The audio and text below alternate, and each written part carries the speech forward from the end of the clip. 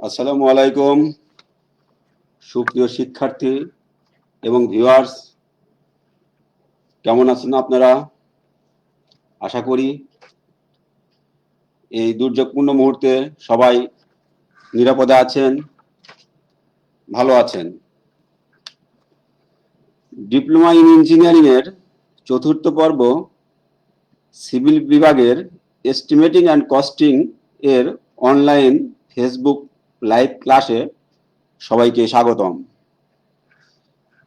Class উপস্থাপনায় আছি আমি মোহাম্মদ মনিরুজ্জামান, ইনস্ট্রাক্টর সিভিল ও বিভাগীয় প্রধান environmental technology, Khulna polytechnic institute, Khulna. আমার আজকের আলোচনার বিষয় বাউন্ডারি ওয়াল। তো বাউন্ডারি ওয়াল টার্মটা সবার কাছে পরিচিত, সবাই চেনো। কাকে বলছি আমরা? কোনো জায়গার সীমানা নির্ধারণের জন্য যে দেয়াল নির্মাণ করা হয় তাকে বাউন্ডারি ওয়াল বলে। নির্মাণ কৌশল অনুযায়ী বাউন্ডারি ওয়াল বিভিন্ন রকমের হয়ে থাকে, যেমন অস্থায়ী boundary wall, brick structure boundary wall, frame structure boundary wall, precast boundary ওয়াল। আমরা ছবিতে দেখতে পাচ্ছি এখানে আরসিসি পোস্ট, তার সাথে কাঁটাতার দিয়ে সীমানা প্রাচীর তৈরি করেছে। এখানে কাঠের ব্যাটেন দ্বারা সীমানা প্রাচীর তৈরি করা হচ্ছে। এটা RCC boundary wall, precast boundary wall. এই স্ল্যাবগুলো আগে কাস্টিং করে পরে একত্রিত করে এখানে সেট করা হয়েছে। আন্ডার কনস্ট্রাকশন বাউন্ডারি ওয়াল, এখানে কলাম ফুটিং, কলামের ফুটিং গুলো মাটি কেটে ঢালাই করা হয়েছে। ফুটিং গুলো ট্রাপিজিয়াম আকৃতির এবং কলামের রড গুলো দাঁড়িয়ে আছে, দেখতে পাচ্ছ শিক্ষার্থীরা। ফুটিং এর পরে এখানে প্যাডেস্টাল কলাম ঢালাই করে এখানে গ্রেড বিম ঢালাই করার জন্য রেডি করা হয়েছে। এখানে আমরা কলামের রড, গ্রেড বিমের রড দেখতে পাচ্ছি।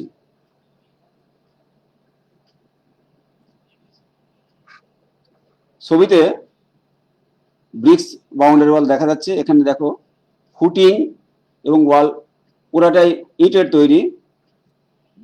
নির্দিষ্ট দূরত্ব পর পর ব্রিক্সের পিলার করা আছে। এটা একটা ফ্রেম বাউন্ডারি ওয়াল, গ্রেড বিমের উপরে ব্রিক ওয়ার্ক করা হচ্ছে।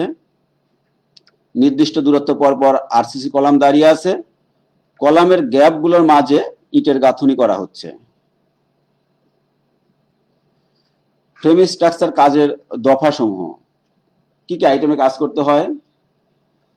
প্রথমেই মাটি কাটতে হবে, মাটি খনন করতে হবে, তারপরে ইট বিছাইতে হবে, সোলিং করতে হবে,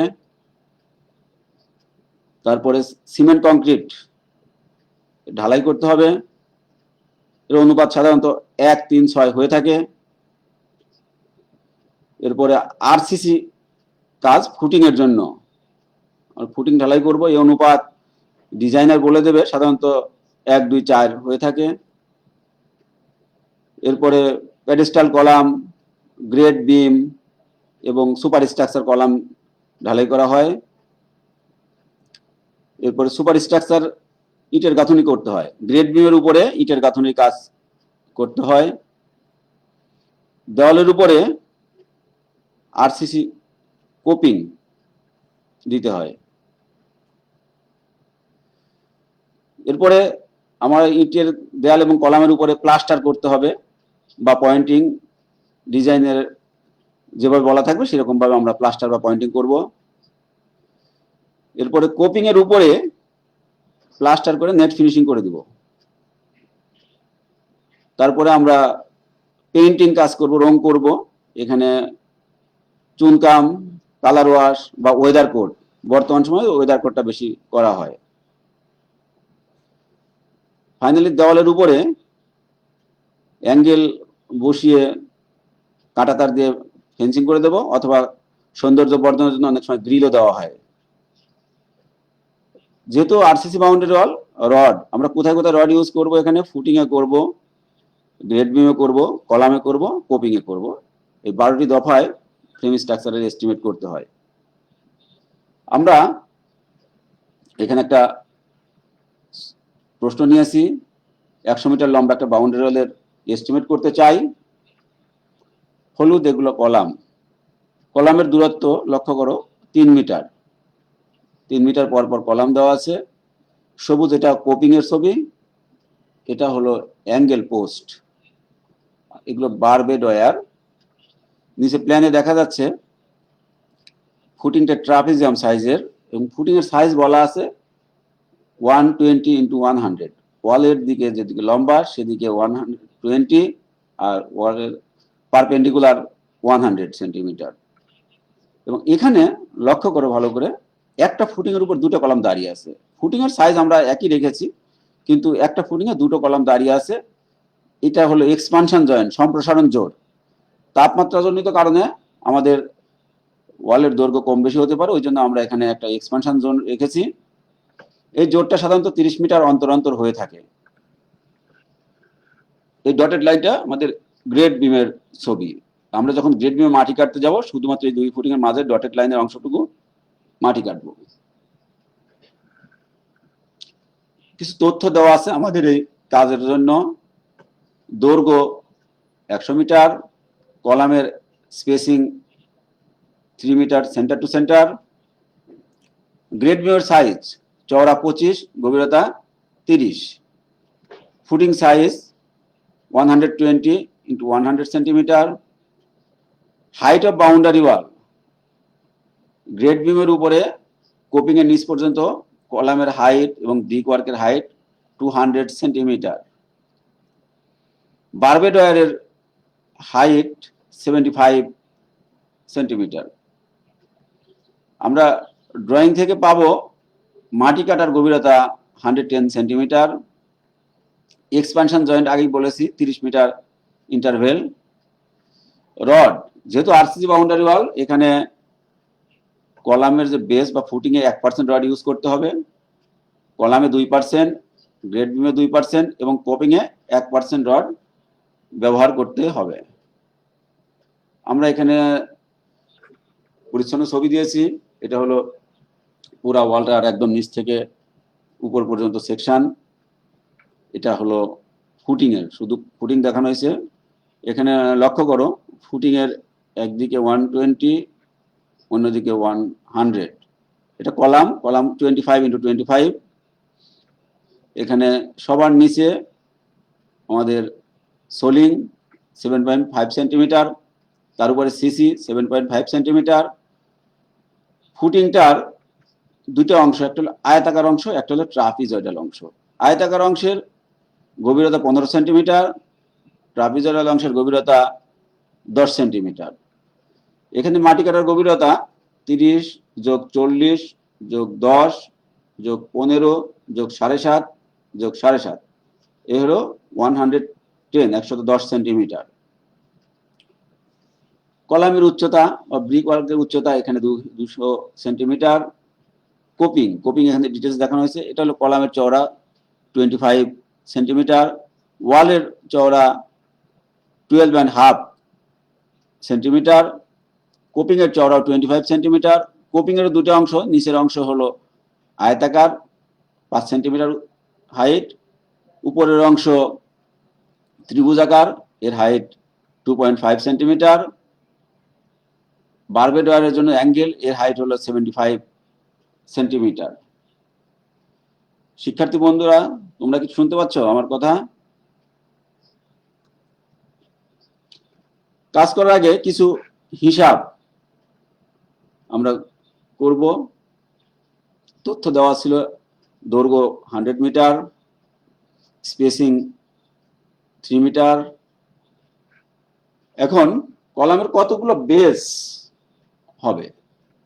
আমার দৈর্ঘ্য 100 মিটার, আমাদের কলামের ইন্টারভেল 3 মিটার, সুতরাং 100 ভাগ 3, তাহলে ভাগ করলে হবে 33.5 সামথিং, যেহেতু শুরুতে একটা কলাম বসানোর পরে আমার কাজ শুরু করতে হবে, সুতরাং 1 যোগ করব, তাহলে বেস সংখ্যা হবে 34।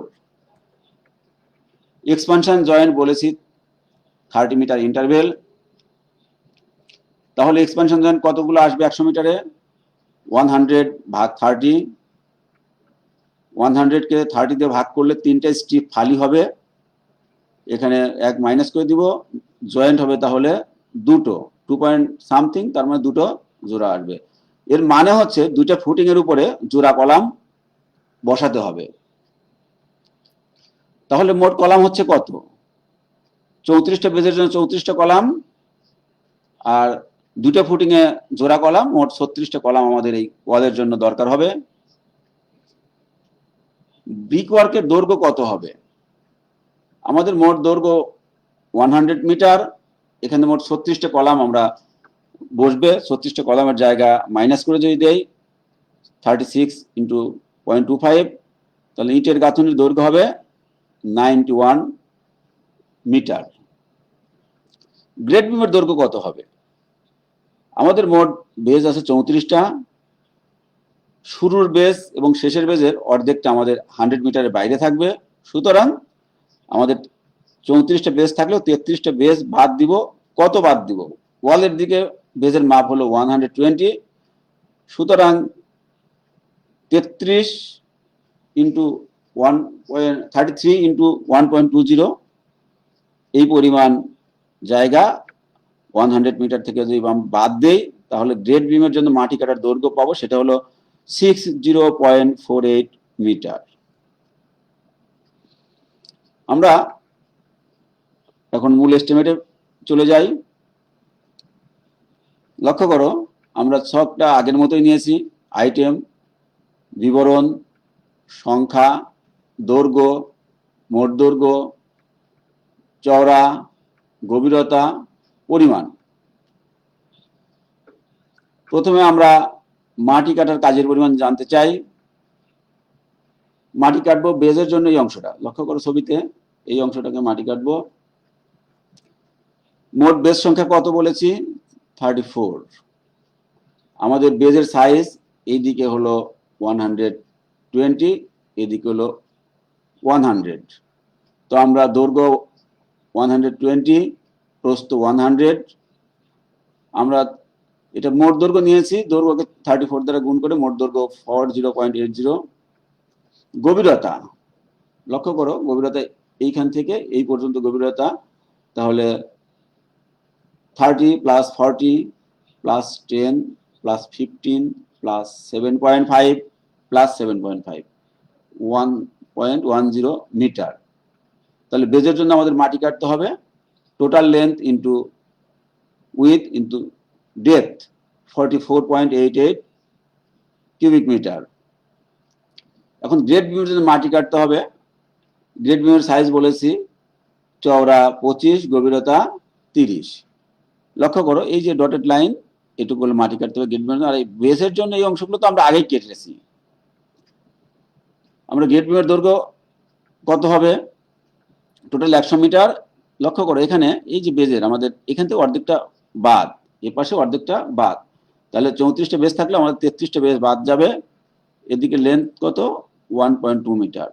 তাহলে 33 ইন্টু 1.2 মিটার যদি বাদ দিই 100 মিটার থেকে, 60.48 মিটার। আমরা লিখলাম সংখ্যায় একটা, লেন্থ হলো 60.40 মিটার, টোটাল লেন্থ 60.40 মিটার, চওড়া 0.25 মিটার, গভীরতা 0.3, তাহলে 4.53 ঘনমিটার। আমাদের মাটি কাটার পরিমাণ এই দুটার যোগফল 49.41 ঘনমিটার। এবার মাটি কাটার পরে এক স্তর ইট বিছানোর কাজ, সোলিং। বেস 34, দৈর্ঘ্য 1.2, এই যে এটা, এদিকে 1.2 মিটার, প্রত্যেকটা 1.2 মিটার। মোট দৈর্ঘ্য তাহলে 40.80 মিটার। এই মাপটা কত? এদিকে চওড়াটা 1 মিটার, তো আমাদের একক হবে বর্গমিটারে, 40.80 বর্গমিটার। আমরা এখানে দেখিয়েছি 100 ইন্টু 120 সেন্টিমিটার বেজের পরিমাপ। সিসি ওয়ার্ক এটার একক হবে ঘনমিটারে, এর অনুপাত 1:3:6 হবে। আমাদের বেস সংখ্যা 34, লেন্থ আগের মতোই, আমরা যতটুকু জায়গা, লক্ষ্য করো, যতটুকু জায়গা সোলিং করব ঠিক ওই পরিমাণ জায়গায় সিসি করব। তাহলে 120 40.80, চওড়া 1.0 মিটার। পুরুত্ব, এখানে পুরুত্ব নিতে হবে। পুরুত্ব কত? 7.5 সেন্টিমিটার। মিটারে লিখেছি 0.075 মিটার। এর ক্যালকুলেটেড ভ্যালু 3.06 ঘনমিটার। আমাদের এরপরে আরসিসি ওয়ার্ক 1:2:4, কলাম বেস বা কলাম ফুটিং। আগেই বলেছি কলাম ফুটিং এর দুটো পার্ট, একটা হলো আয়তাকার অংশ, আর একটা হলো ট্রাপিজয়েডাল অংশ। কলাম বেজের সংখ্যা হলো 34, লেন্থ এখানে দেখো, length 1.2 metre, total length 40.80 metre. Width এদিকের মাপ হলো 1 মিটার। ডেপথ এখানে 0.15 মিটার। টোটাল আয়তাকার অংশের জন্য ঢালাই হবে 6.12 ঘনমিটার। এখন ট্রাপিজয়েডাল অংশের জন্য লক্ষ্য করো, ট্রাপিজয়েডাল অংশের জন্য আমাদের পুকুরের যে অঙ্ক শিখেছি প্রিজময়েডাল ল, সেটা যেতে হবে n সংখ্যা k/6 into bracket a1 plus a2 plus 4am। n হলো সংখ্যা, k হলো গভীরতা, a1 হলো উপরের ক্ষেত্রফল, a2 হলো নিচের ক্ষেত্রফল, m হলো মাঝের ক্ষেত্রফল। তাহলে আমাদের উপরের ক্ষেত্রফল কত হবে? এখানে 1, আমি ক্যালকুলেশন দেখিয়েছি। এখানে a1 হলো 25 ইন্টু 25 পয়েন্ট, এখানে মিটারে যদি করি তাহলে 0.25 ইন্টু 0.25 0.063 বর্গমিটার উপরে ক্ষেত্রফল। নিচের ক্ষেত্রফল, নিচের দৈর্ঘ্য 1.2 মিটার, প্রস্থ হলো 1 মিটার। 1.2 ইন্টু 1.2 বর্গমিটার। এখন এম, মানে এইখানে দৈর্ঘ্য কত হচ্ছে তোমার? এটা 20, নিচে 1.20 মিটার, উপরে 0.25 মিটার। এই দুটোকে অ্যাভারেজ করতে হবে। আমি অ্যাভারেজ দেখেছি 1.2 ইন্টু 0.25 অ্যাভারেজ। অনুরূপভাবে এখানেও এই দৈর্ঘ্যটা, নিচের দৈর্ঘ্য 1 মিটার, উপরের দৈর্ঘ্য 0.25 মিটার, অ্যাভারেজ করেছি। এর গুণফল হলো মধ্য প্রস্থের ক্ষেত্রফল হলো 0.453 বর্গমিটার। আমরা ডাটাগুলো এখানে বসিয়েছি। আমাদের বেস সংখ্যা 34টা, গভীরতা 0.1 মিটার, ফর্মুলার 6 ইন্টু a1 এর মান ছিল এখানে 0.063 বর্গমিটার, a2 এর জন্য ছিল 1.2 বর্গমিটার, am এর জন্য 0.453 বর্গমিটার। এই ভ্যালুটা 2.049। আমাদের ফুটিং কাস্টিং হচ্ছে তাহলে 8.169 মিটার। হাবিবুর রহমান হাসিব জানতে চেয়েছ টোটাল লেন্থটা কিভাবে পেলাম। আমাদের সংখ্যাকে লেন্থ দ্বারা গুণ করলে, হাসিব লক্ষ্য করো, সংখ্যাকে আমরা লেন্থ দ্বারা গুণ করলে টোটাল লেন্থটা আমরা পেতে পারি। টোটাল লেন্থ পাবো আমরা সংখ্যা এবং লেন্থ এই দুটোর গুণফল। এখন আমাদের কলামের নিচে বলছি বিলো জিএল, উপরে হলো অ্যাবাভ জিএল। বেস 34 হলেও কলাম হলো 36টা। কলামের সাইজ, লেন্থ একদিকে 25, টোটাল লেন্থ হলো 9.0, চওড়াও 0.25। ডেপথ খেয়াল করো, বেজের উপর থেকে গ্রেড বির উপর পর্যন্ত, মাটি লেভেল পর্যন্ত 30 আর 40 যোগ করলে 70 centimetre, 0.7 metre. Calculated value 1.575 cubic metre. Above GL, মাটির উপরে কলামে 36টা column, 25, total length 0.9, width 0.25। Depth বা হাইট, এই হাইটটা 2 মিটার, তাহলে calculated value 4.50 cubic metre. Grade beam, grade বিমের লেন্থ আমরা আগে করেছি, আবারও বলছি, এখানে 100 মিটার থেকে 36টা কলামের যে জায়গা দখল করেছে ওটা মাইনাস করলাম, 91 মিটার পাবো, টোটাল লেন্থ 91। গ্রিড বিমের সাইজ, এই দিকের মাপ হলো 0.25, এই দিকের মাপ হলো 0.3, 6.83 ঘনমিটার। কোপিং, কোপিং এও দুটো পার্ট, নিচের অংশটা আয়তাকার, উপরের অংশ ত্রিভুজাকার। কোপিং একটা length 100 metre, total length 100 metre. চওড়া, চওড়া এখানে দেখিয়েছি 25 সেন্টিমিটার, মানে 0.25 মিটার। উচ্চতা, আয়তাকার অংশের উচ্চতা 0.05 মিটার, ক্যালকুলেটেড ভ্যালু 1.25 ঘনমিটার। ত্রিভুজাকার অংশ, আমাদের দৈর্ঘ্য 100 মিটার, ত্রিভুজের সূত্র হাফ ভূমি ইন্টু উচ্চতা। ভূমি কত, এখানে এইটার ভূমি হলো 0.25 মিটার, উচ্চতা 2.5 সেন্টিমিটার, আমরা মিটারে লিখেছি, এই গুণফল 0.313 ঘনমিটার। টোটাল আরসিসি কাজের পরিমাণ 22.642 ঘনমিটার। আইটেম 5-এ আমরা ব্যাক ফিলিং করবো। ব্যাক ফিলিং মানে আমি যে গর্তটা করলাম, গর্তের মধ্যে কি করলাম, সোলিং করেছি, সিসি করেছি, বেস ঢালাই করেছি, গ্রেড বিম ঢালাই করেছি, এগুলো বাদে আরো কিছু জায়গা থাকবে, বেজের চারপাশ দিয়ে মাটি ভরাট করতে হবে। সেই মাটি ভরাটের পরিমাণ জানতে চাই, সেটা করতে গেলে মোট মাটি কাটা থেকে আমি যে কাজগুলো করলাম সেই পরিমাণ কাজ বাদ দিতে হবে। দেখি, টোটাল ভলিউম, টোটাল ভলিউম আমরা মাটি কাটার পেয়েছিলাম আইটেম 4-এর 1 এবং 2 নম্বর থেকে, গ্রেড বিম এবং ফুটিং এর জন্য পেয়েছিলাম 49.41 ঘনমিটার। এখন কি কি বাদ যাবে, কলামের ফুটিং এর ঢালাই 6.12 অংশ ছিল আয়তাকার অংশের ঢালাই, 2.049 ছিল ট্রাপিজয়েডাল অংশের ঢালাই। এই দুটার যোগফল হলো 8.169 ঘনমিটার। সোলিং, সোলিং আমরা পেয়েছিলাম 2 নম্বর আইটেম থেকে 40.80 বর্গমিটার। বর্গমিটারে হলে হবে না, এটাকে ঘনমিটার করতে হবে। সোলিং এর পুরুত্ব এখানে দেওয়া আছে 7.5 সেন্টিমিটারকে মিটারে লিখে আমরা এটা ঘনমিটার করলাম, 3.06 ঘনমিটার। এরপরে সিসি, এইটা সিসি আমরা 3 নম্বর আইটেম থেকে পেয়েছি 3.06 ঘনমিটার। পেডেস্টাল কলাম, পেডেস্টাল কলাম মানে মাটির নিচের এই কলামটুকু আমরা 4-এর 2 থেকে, আইটেম 4-এর 2 থেকে পেয়েছি 1.517 ঘনমিটার।